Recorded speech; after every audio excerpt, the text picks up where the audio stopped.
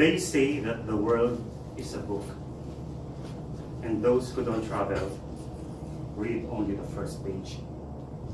To our vibrant Toastmaster of the day, fellow travelers, and dear guests, a wonderful evening to each of you.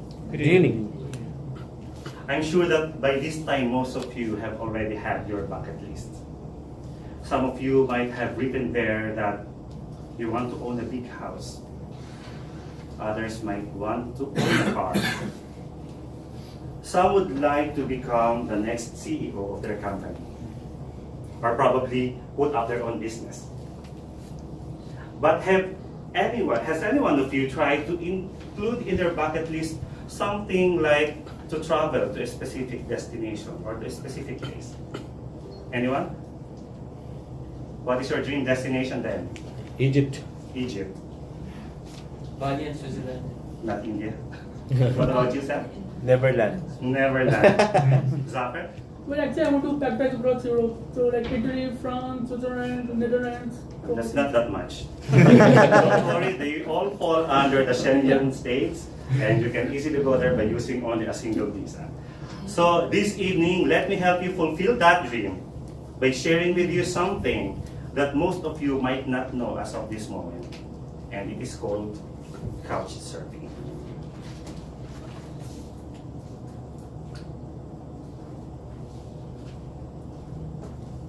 Couch surfing.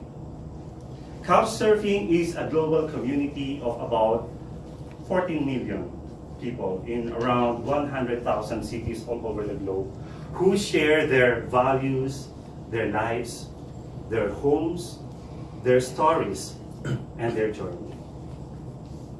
If you are a member of couch surfing, it's like an international organization wherein you could go to one place and meet some members there, or people who are members come to your place and you get to meet them or offer them your home, your hospitality, your food, and literally your couch for them to sleep on or stay for the night. How did couch surfing start? Couch surfing was conceived by a certain computer programmer who is a native of New Hampshire by the name of Casey Fenton. It was in 1999. Casey Fenton was still young, he's only 21 years old. And during that time, he was able to get this very cheap, low-cost ticket from Boston all the way to Iceland. Unfortunately, he didn't have any lodging booked for his trip. So what he did was, he tried to hack into the database of the University of Iceland and randomly sent emails to around 1,500 students during that time, asking for a homestay. Remember, he booked a ticket without any lodging, so he needs a place to stay during the duration of his stay in Iceland. Fortunately for him, he received responses ranging from about 50 to 100. And he selected one from an Icelandic singer-songwriter during that time, and that's where he stayed for the entire trip. When he got back to Boston, he got the idea of creating this website, couch surfing. So it was during June 12th. On June 12th, 1999, he launched and registered the couchsurfing.com domain name. It was only in June 12, or rather in April 2nd, 2003, when the Couchsurfing International Incorporated was released. And the website was founded in June 12th of 2004. And from then on, every June 12th, we are celebrating the International Couchsurfing Day. So what do we get from couchsurfing? We get to get hosts. When visitors came, when members came to your place, you can offer them your home. You can ask to tour them around your city. Or you can just simply meet them up. Drink coffee, drink beer, attend a party, things like that. When did I first experience couchsurfing? Maybe about 5 years ago, a friend of mine invited me over for a cup of coffee. And he told me, come and join us. We'll be meeting some fantastic people. And there I found an Egyptian, an Indian, a Pakistani, a Saudi, a Yemeni, a Filipino. Almost all races that you can think of around. We drank beer, exchanged stories, share our adventures, gave them tips on how I do my travels, got tips from them on how they do their travels. It was an amazing night. It was followed by more other couchsurfing meetups in the Eastern Province.